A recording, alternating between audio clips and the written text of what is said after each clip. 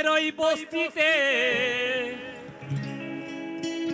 জন্মেছিল একটি ছেলে,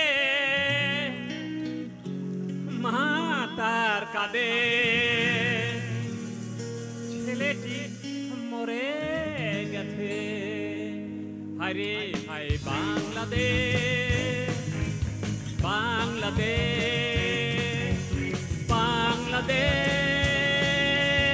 বাংলাদেশ।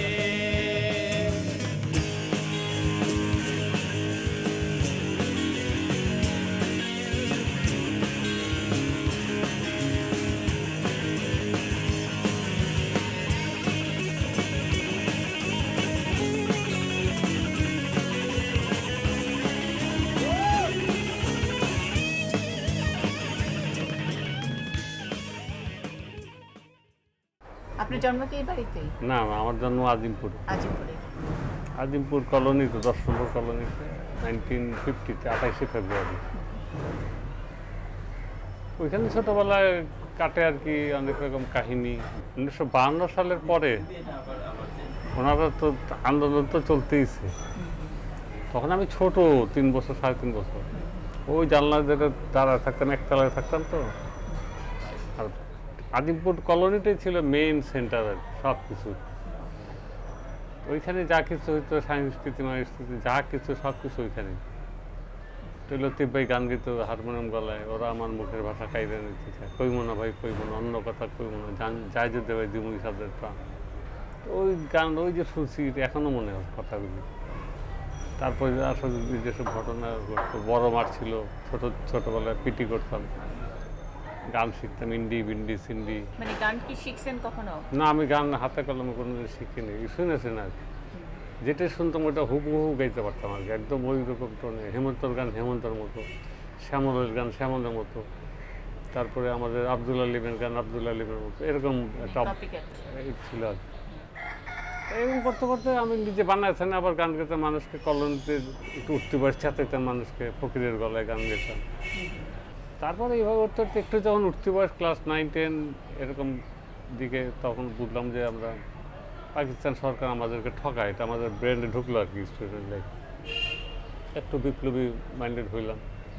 তখন ওই ক্রান্তের শিল্পী গোষ্ঠী ছিল, ওইখানে আমরা সব বন্ধু-বান্ধব যোগ দিলাম আর কি গণসঙ্গীত গাওয়ার জন্য। ঢাকার আশেপাশে অন্যান্য ডিস্ট্রিক্টে গাইতাম। অনেক সময় পুলিশের দৌড়ান গেছে, দেখা গেছে সারা রাত দৌড়ান খাই যমুনা নদীতে। এইসব কাহিনী টাইন হইতে হইতে 69-এর মুভমেন্ট, তখন ব্যারিকেড দিতাম, কার্ফু ব্রেক করতাম। দেখতে দেখতে 71 যুদ্ধ লেগে গেল। তখন এই যুদ্ধ মনে করেন কলোনিতে বসে আড্ডা মারতেছি, আর্মির জিপ আসলো, দেওয়াল টপকাই দিক কমলাপুর, আবার কমলাপুর এদিকে আবার পাইতেছে গাড়ির আওয়াজ, টপকায় দেওয়াল টপকায় কলোনিতে। এইভাবে চলতে থাকলো কদিন। তো আমরা বন্ধু বান্ধব চিন্তা করলাম যে তাহলে মরছি যখন তাহলে মাইরেই মন। তা ডিসিশন নিলাম ঠিক আছে, চল আমরা যুদ্ধেই যাই। যুদ্ধ কোথায় যাবো? সেই ইন্ডিয়া ত্রিপুরা রাজ্যে আগরতলায় ট্রেনিং দেওয়া হয়, ওইখানে যেতে হবে। তখন যার যার সুবিধা মতো যাওয়া শুরু হলো, যে কেউ চলে যেত আগে, কেউ পরে, যার যার সুবিধা মতো যাওয়া শুরু হলো। আমি যেদিন যাই সেদিন আমার সাথে 2টা ছেলে ছিল বন্ধু, সফি আর কচি। তখন বাজে 10:30-11টা এরকম সকাল। তা এখন আম্মাকে যে বললাম, আম্মা আমি তো এখানে থাকতে পারতেছি না, আমার যুদ্ধে যেতেছি। তাই তো যুদ্ধে যাবি, ভালো কথা, তোর আব্বাকে বলে যা। আব্বা আবার একটু গম্ভীর টাইপের লোক তো, এখন সেক্রেটারি চাকরি করে, ক্যালকাটা ইউনিভার্সিটির গোল্ড মেডেলিস্ট, বেশি কথাটা তো বলে না। কারণ বাধ্য বলতে আমি যা আস্তে করে আব্বাকে বললাম যে আব্বা এরকম আমি যুদ্ধে যেতেছি, মাথা নিচু করে বললাম। আমি মনে করলাম এই থাপড় দিল বা একটা লাথি কিছু একটা দিল বুঝি। আব্বা চুপ করে কথাটা শুনে বললো যে ঠিক আছে, তুই যুদ্ধে যাবি ভালো কথা, কিন্তু স্বাধীন না করে দেশে ঘরে ফিরতে পারবি না, তোকে স্বাধীন করে ঘরে ফিরতে হবে। সালাদ করে চলে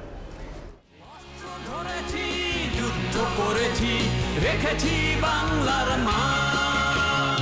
আমি গেয়েছি মুক্তির গান, মুক্ত করেছি এই কোটি কোটি প্রাণ। আমি গেয়েছি যুদ্ধের গান, স্বাধীন করেছি এই কোটি কোটি প্রাণ।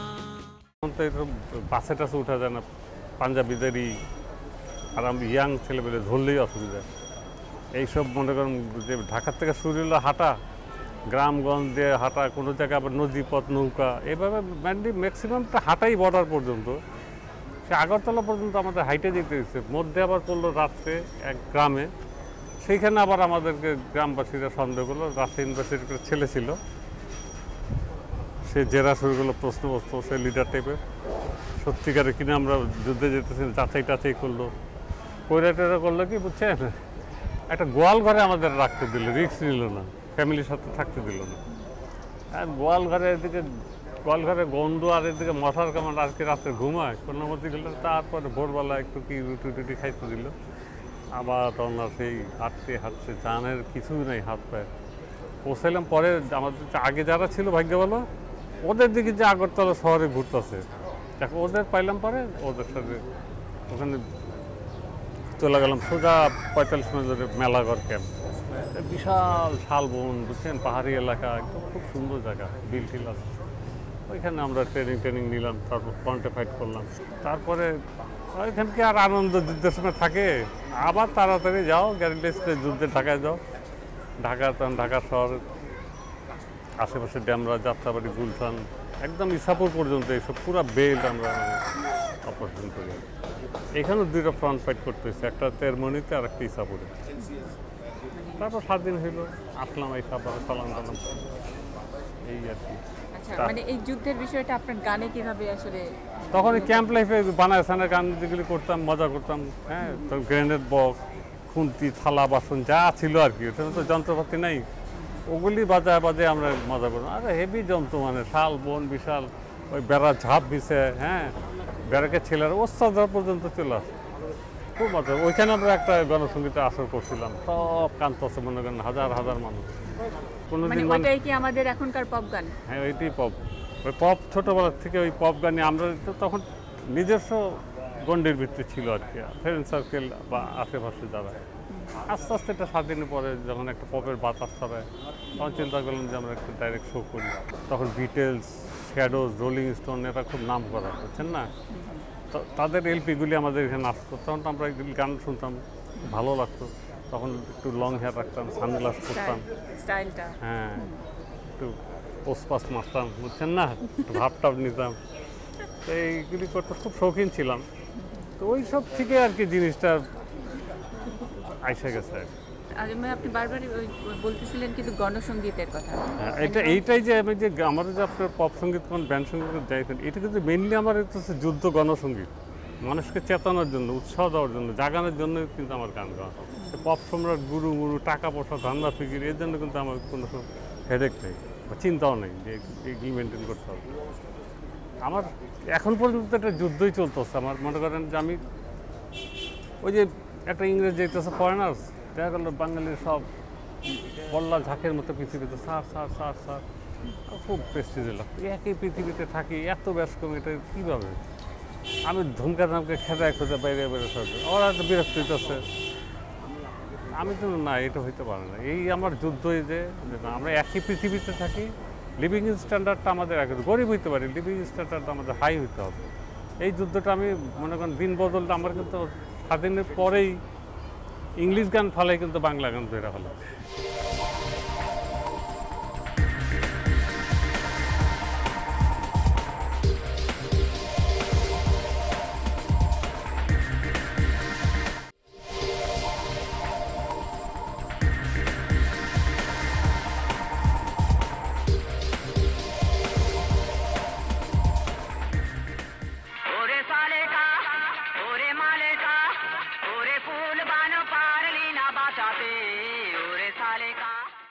সালেকা মালেকা নামে কাউকে চিনতেন? না না, হঠাৎ একটা আমরা এনজয় করতেছিলাম বন্ধু বান্ধব, একটা এরকম বসে ওই গানের আসরই সবাই গান নিতে গেছে, আমার মুখ দিয়ে বাইরে গেছে। এইটাই 1.5 ঘন্টা করলাম, পাকিস্তান পিরিয়ডের কথা। সেটা কোন জায়গায় ছিল? এটা আমাদের পাশে হোটেলে তৈরি মানে হচ্ছে, এখানে এই টাওয়ার হোটেল। টাওয়ার হোটেল না?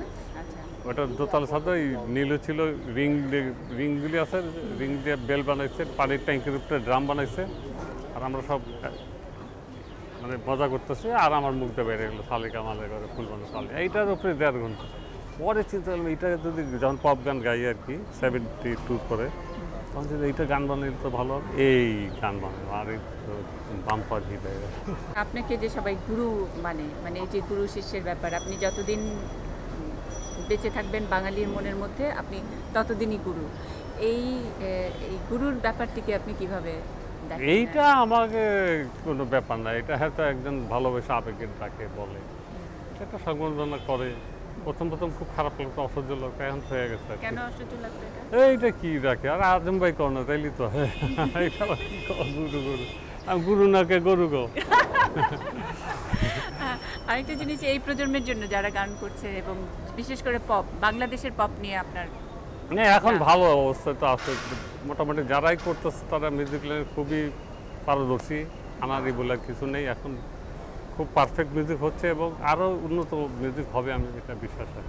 আমার স্বপ্ন যে আমার বাংলাদেশের সব কিছুই ওকে আছে এখন, মানুষ সায়েন্সের যুগ, এখন গ্রাম শহর পার্থক্যটা খুব একটা বেশি নেই, হ্যাঁ, সখানে সব জায়গায় জ্ঞানের আলো ছড়ায় পড়ছে। তাহলে আমাদের দেশ থেকে দুর্নীতিটা দূর করতে হবে, কারণ এটা আমরা কয়েকবার চ্যাম্পিয়ন হয়েছি, এই জিনিসটা আমাদের মানুষের ভিতরে ঢুকতে হবে যে এই দুর্নীতি খেদাও।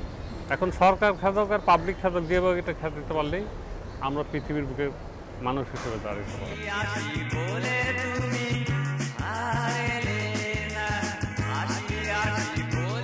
আগের মানুষ এখন মানুষ অনেক ব্যস্ত, এটা ভবিষ্যতে হয়তো দেখাও যেতে পারে যে না একটা সত্যিকারের সুন্দর স্বর্গরাজ্য বাংলাদেশ হয়ে গেছে এবং পৃথিবী ফলো করবে বাংলাদেশকে। মানে এটাই আপনার, এটাই আমার যুদ্ধ, এটাই আমার সব কিছু, জীবন ধ্যান ধারণা সব কিছু এটাই। আমার কোনো আক্ষেপ নেই। আমি যখন একা থাকি তখন আমি এই সৃষ্টিটা নিয়ে ভাবি, এই আকাশ জমিন, হ্যাঁ, এই সৃষ্টির অর্থ, গ্রহ নক্ষত্র, এই যে চলতেছে একটা সিস্টেম, একটা হিসাবে, এই জিনিসটার ভিতরে এই যে আমরা সৃষ্টি হচ্ছে, আমি না হলে তো পারতাম, ছিলাম না, আছি, থাকবো না, কিন্তু যে আসি আমার দায়িত্বটা কি, আমাকে কি করতে হবে, নিশ্চয়ই একটা দায়িত্ব আছে। এই যে জিনিসগুলি নিয়ে আমি কল্পনার ভিতরে থাকি এবং চেষ্টা করি যে রিয়েল কি একটা টেস্ট আনা যায়, অরিজিনাল স্বাদ কীভাবে আনা যায়, এটা নিয়ে সবসময় আমার মাথা মানে ঘুরে। বেঁচে থাকার একেবারে প্রকৃত শুধু আমার জন্য না, যারা মনে করেন যে আছে, যারা আসবে, যারা থাকবে, সবার জন্য একটা সিস্টেম করে দিতে হবে আর কি, যাতে তারা সুন্দর জীবন মেনটেন করে চলতে হবে। এত সুন্দর দুনিয়ায়, এত সুন্দর দুনিয়ায় কিছু রবে না গো, হে আল্লাহ, হে আল্লাহ রে, হে আল্লাহ, হে আল্লাহ রে। কিছু গান আছে সাময়িক, হয়তো খুব হিট করলো, দেখা গেল এরপরে নাই। আর কিছু গান শিল্পীদের, সব শিল্পীদের কথাই বলবো, থেকে যায়, যেটা শিল্পীর জীবনের গান আর কি, আগেও ছিল, এখন আছে, ভবিষ্যতেও থাকে। যখন আমি 5-6 বছরের ছিলাম তখন যে গানটা করতাম, সেই গানটার বাকি কথাগুলি আমার ভাগ্য বলো, মা মারার আগে আমি মার কাছে জিজ্ঞাসা করছি যে বাকি কথাগুলি কি, তার মনে ছিল। ওই গানটা ইন্ডি বিন্ডি সিন্ডি তিনজনে গাছের আড়াল থেকে উঠে মারে, একদিন নাকি ভূত গাইছিল গান, ভূতের গান, হ্যাঁ, তাই না দেখে ইন্ডি বিন্ডি ঘুরে গেল। ইন্ডি বিন্ডি সিন্ডি তিনজনে গাছের আড়াল থেকে উকি মার, একদিন নাকি ভূত গাইছিল গান, তাই না দেখে ইন্ডি বিন্ডি উড়ে গেল প্রাণ। ওইটা বন্ধু বান্ধব চেতাইতাম।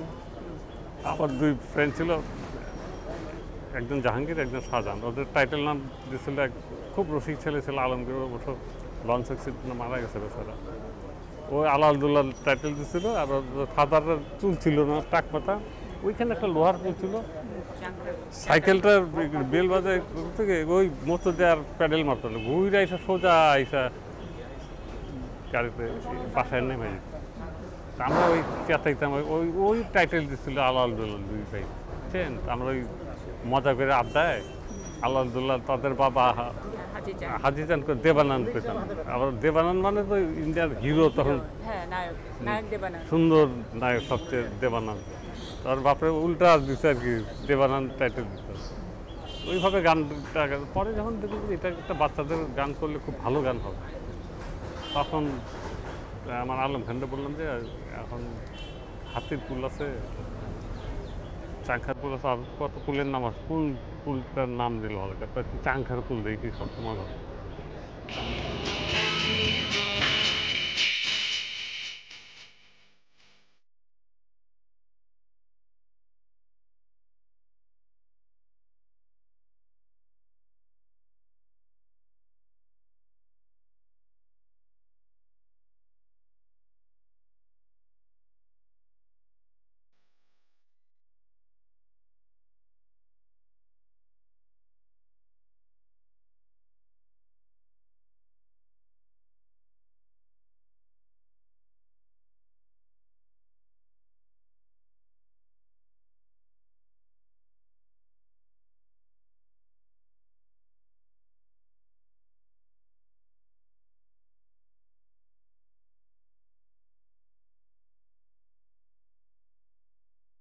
আপনি যখন নাকি গান করতেন ওই যে সেই 72 এর পরে পপের যখন নাকি আপনি একেবারে তুমুল, তখন নাকি আপনার মানে সামনের পিছনে গাড়ি থাকতো, গাড়ির বহর থাকতো, আপনাকে মানে মোটামুটি কর্ডন দিয়ে নিয়ে যেতে হতো, এত পপুলারিটি।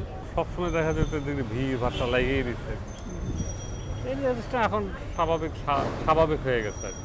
এখন সবাই দেখতে দেখতে এই জিনিসটা আবার আমার সময় ঢাকার বাইরে গেলে আবার হয়, আচ্ছা, এখনো যেখানে মানুষ আমাকে সরাসরি দেখেনি। দেখে নাই। এখানে তো দেখতেছে বাজারে ব্যাগ নিয়ে যেতেছে, মাঠে ক্রিকেট খেলতেছে, সবাই দেখতে দেখতে ডাইল বরাবর হয়ে গেছে। না, এই যে এখনো- এত বড় তারকা ডাল বরাবর হতে পারে, মানে সেই না, সাধারণ এটার মানে অসাধারণ তারকা, তার মধ্যে আবার মাটির বরাবর একটা মানুষ না, না। বাজারে যাচ্ছেন, এই এই মানে সিম্পল চলবে, বাঙালি জাতি পৃথিবীর বুকে মাথা উঁচু করে দাঁড়াবে, এটাই সত্য। এই যুদ্ধ চলবে। এবং এই যুদ্ধের হাতিয়ারটা আসলে গান। আমার অস্ত্র হইতেছে গান।